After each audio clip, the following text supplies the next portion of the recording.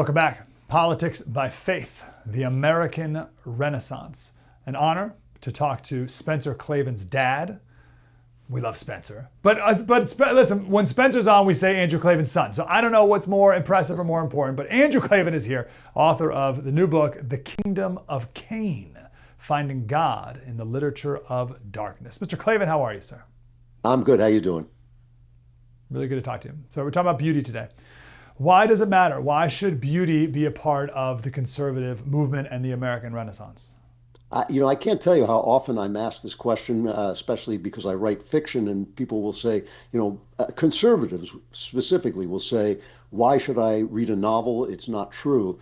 And it's like asking the question, why should you take a walk? Why should you fall in love? Why should you, smell a flower? It's like that is what life is about. I mean, politics is there to make those things possible. Your life is not supposed to be about politics. It's not supposed to be about even your work. It's supposed to be about the experience of living. And that experience is enhanced. Not only is it enhanced by beauty, but beauty is the center of that experience. I mean, I think it is what we're all looking for, what we search for, what we turn to God for, as well as to other people. And so the question kind of answers itself, although apparently not to conservatives. What happens to one's soul or day-to-day life if they have a deficiency of beauty? I think that if you have a deficiency of beauty, you're disconnected actually from the things that matter. I think if you are living a life in which beauty is not somehow at the core of it, you're living a misguided life. A lot of people think that religion, for instance, faith is a question of a bunch of rules, and if you follow the rules, maybe you'll get a pat on the head and you'll get to go to heaven. But I don't believe that's true at all. I believe that your relationship with God is a way of forming your soul into what it's supposed to be, forming your spirit into what it's supposed to be, and a sign of that formation is that you appreciate the beauty of the world and the beauty of every moment. You wouldn't want eternal life if life itself weren't beautiful. And I think that to miss that, to have that absent in your life, is to have something dark and crippled inside you that you really should be working on, working to fix. My whole life, I never learned about beauty, never talked about beauty. It was never emphasized or appreciated. So I feel like I'm numb to it. I don't even know what to look for. Right? What does it look like? What should I be on the lookout for? What is beauty? Well, I think the first thing is you have to get rid of is the idea that beauty is prettiness. I mean, the poet John Keats said, "Beauty is truth, truth beauty." And while that's a kind of mysterious statement because there is such a thing as truth and there is another thing called beauty, what I think Keats was trying to get at is the fact that when you experience beauty, you're in the presence of a higher truth.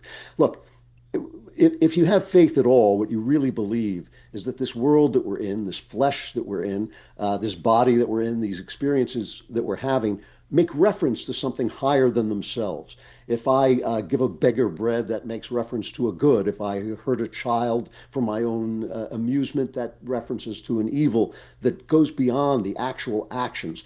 When I find something in myself that is true and beautiful, I realize that I have found something beyond just this hand, this flesh, this body.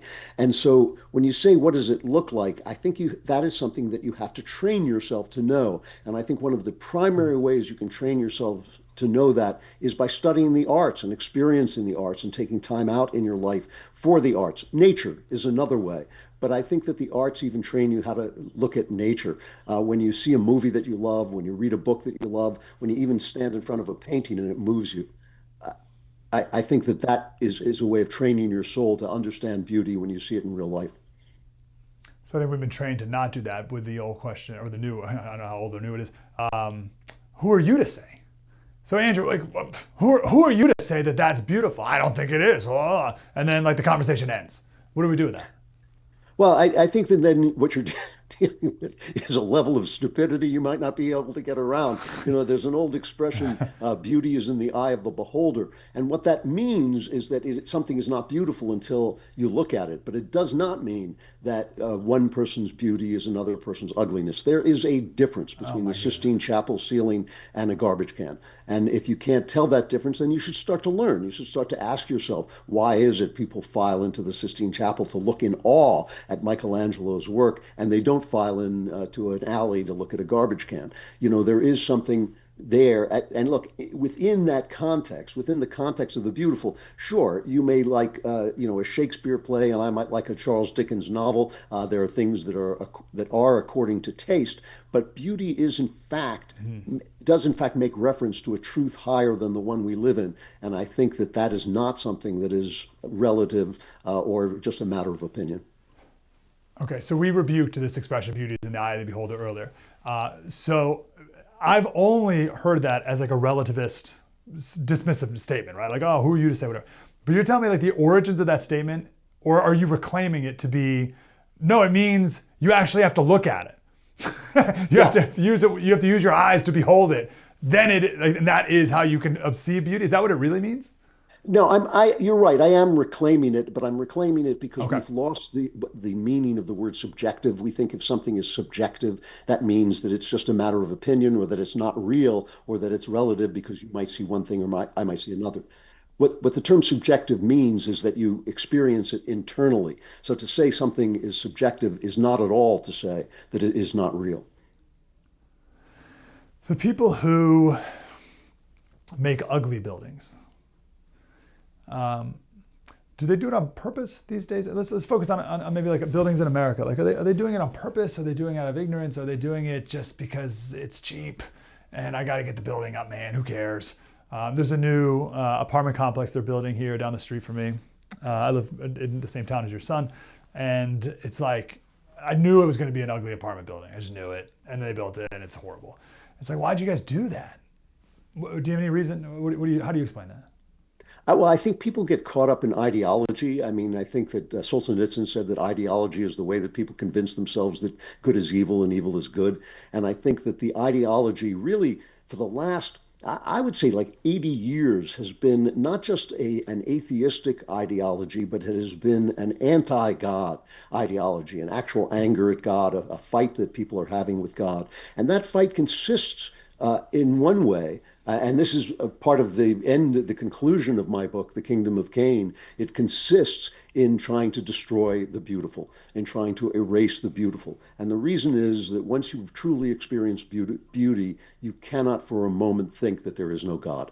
And this is a really interesting idea. I mean, I was one of the things that inspired the end of the Kingdom of Cain is I was flying in a plane and looking at a plane of clouds under the full moon. And I thought to myself, this was here before anybody was capable of flying in a plane and seeing it. It was just there waiting for an eye to claim it as beautiful. The best example I can give you of this is a rainbow. A rainbow is an actual thing that's happening in the outside world. It's refracted light, but it only becomes a rainbow when you see it. And so when you see it, it becomes the beautiful thing that we see. Now, if you look at refracted light and you see a Mack truck or you see a rag doll, something's wrong with you. You're demented, you're deluded. But if you see the rainbow, you will appreciate that beauty. It is only yours to see. It's not there outside of the human eye.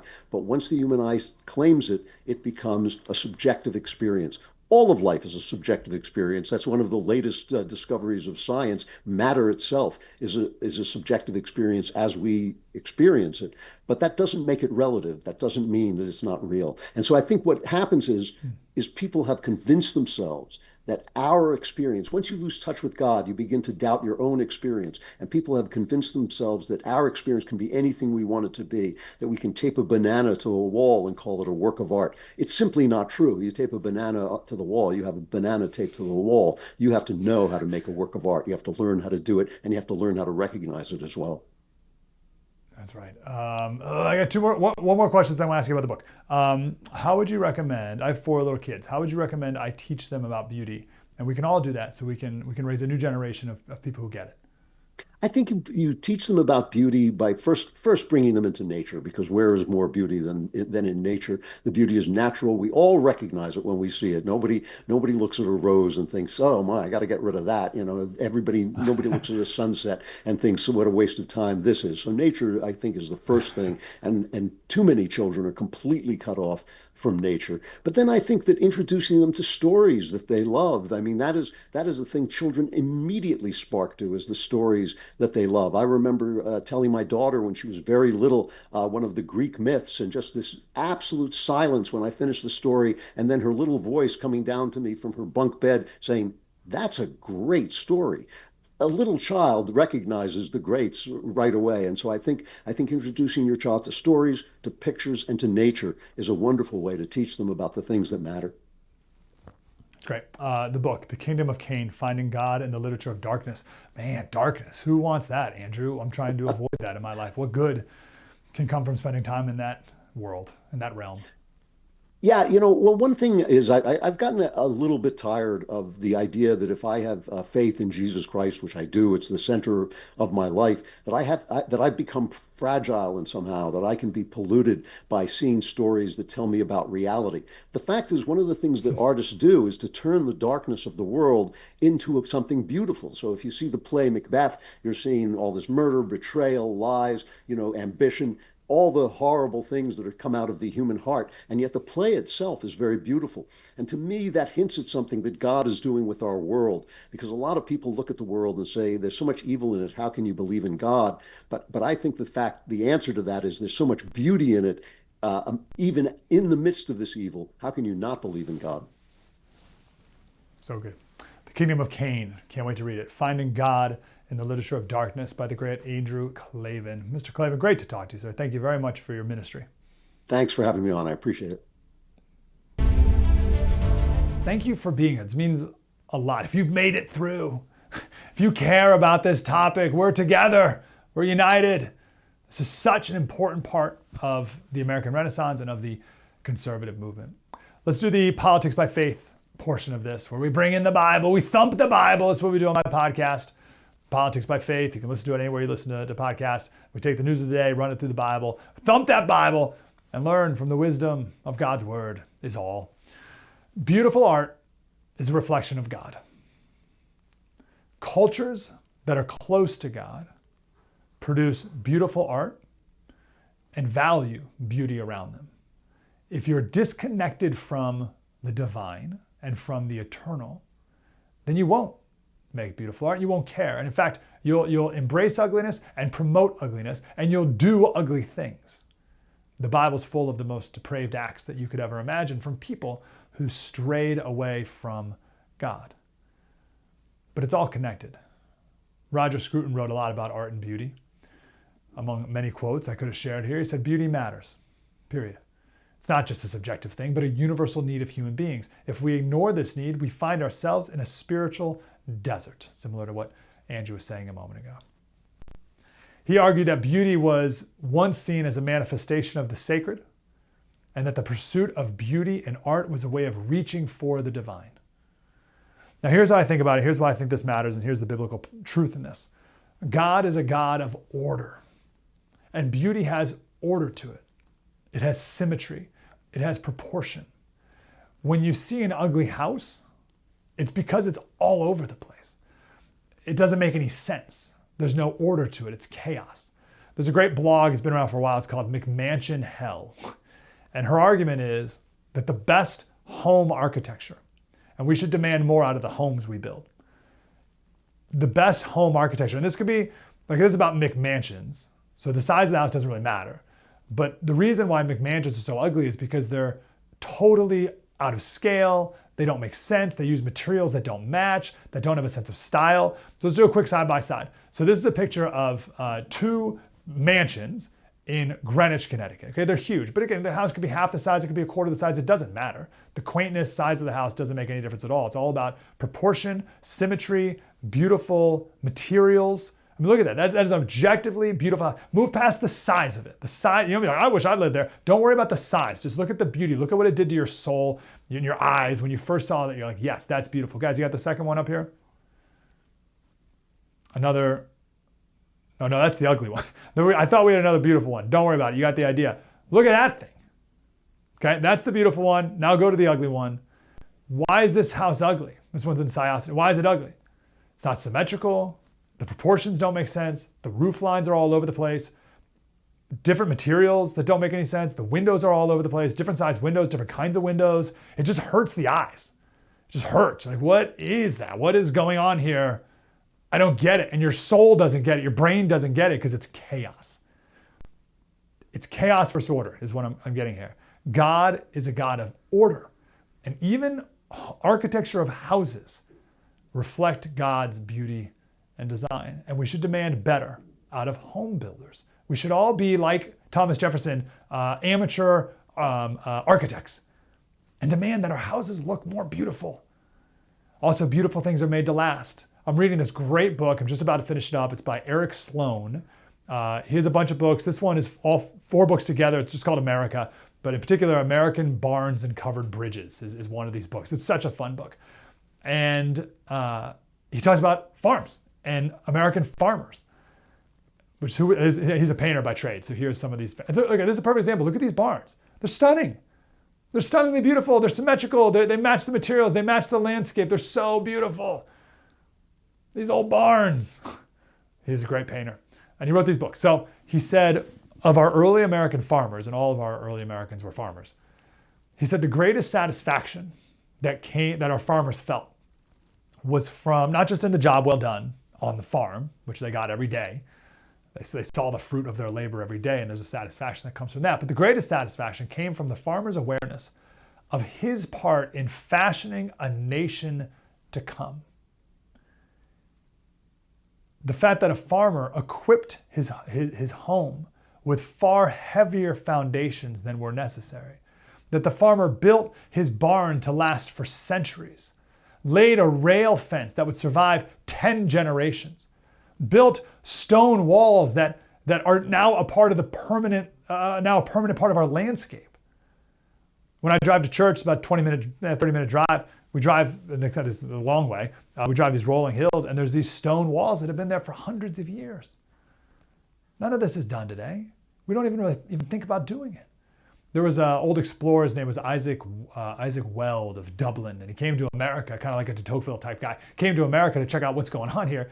And he said of American farmers, he said, these people are so certain of their future that they spend a lifetime building barns for future generations. There's barns that still exist from hundreds of years ago. All of this reflects God's order. And by the way, what are you going to call those American farmers? A bunch of pansies? Oh, you care about beauty? Well, were you a loser? I mean, these are like the best of us were the first American farmers. But where there once was chaos, now there's order. That's the creation story. It's all about separating and creating order. Dark, night, water, and sky, plants, animals, humans. Adam names the animals. Right? It's all order.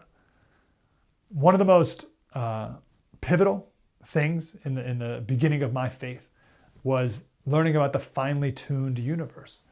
Everything in our universe has to be exactly as it is, perfectly finely tuned, from the rotation of the earth, the distance from the sun, the size of the sun, the heat from the sun, the distance of other planets, gravitational forces, the percentage of oxygen versus other gases we have in our atmosphere, the gravitational force, the magnetic field of Earth.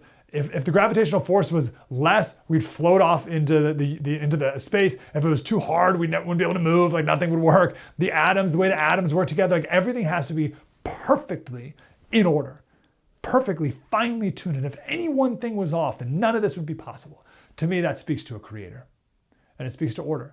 And the scientists forever have known this. Like Isaac Newton, we've mentioned this many times before, he's the greatest scientist of all time, but he spent way more time as a theologian. And he knew that everything he was doing in the realm of science was to discover more about God's creation and to understand what God was doing, a God of order. And you look at artists like Michelangelo, they sought to reflect his order. There is not a single person, unless you are completely deceived and your soul has been completely destroyed by the modern culture of today, and I pity you if that's the case. No one can look at these two works of art. Let's start with Pieta by Michelangelo. I think this is the greatest work of art of all time. I would make the argument. Look at that. It's stunning. Absolutely stunning. Are you kidding me? How is that possible? Like, what in the world? You can't look at that and then compare it with a Jackson Pollock. Okay. You're not, they're nowhere near each other in any way. And I don't even want to hear it. Don't even pretend. Okay, I can just see there's like some art history major, like, well, what? It's like, get out of here. Okay, and my entire life, I've been inundated with Jackson Pollocks everywhere. If you go to DC, there's beautiful Smithsonian buildings, as we were talking about, built by people who cared and loved America. And now they have, the building's still there, but they have modern art blight placed outside. They'll put like a giant blue rooster for no reason, just to uglify. I shouldn't say for no reason, it's to uglify them. There's Jackson Pollocks everywhere when it comes to music, everything, even the family. And I'll end here. Our friend, Rob Henderson, he looked at some studies that determined the strongest predictor of sexual behavior at a young age was due to the unpredictable environments that a child lived through in the first 5 years of their life. If a child grows up in unpredictable, rapidly changing environments early in life, then it doesn't go well for the rest of their life. Like order is the most important thing in a child's life. It's not poverty. So the point of these studies from Rob Henderson, it's not that being poor is not great, but it's living in chaos. That's the actual problem. And chaos can exist among poor and wealthy families. So it's not the money, it's the chaos versus order. It's true for families. And we've had a culture that has pushed chaos from every angle on us, and we still do on our kids. I love the scripture, Isaiah 1:18, come now, let us reason together. I love that. It is madness to reject and resist a God of infinite wisdom, love, grace, and power, and infinite beauty. Let us reason together. My goal is to encourage conservatives to make beauty a major part of our culture and of our conservative movement and of the American Renaissance. Let us reason together, and let's make America beautiful again. Slater Radio on Twitter and Instagram. Again, my podcast, Politics by Faith. Please join us over there every day. First TV.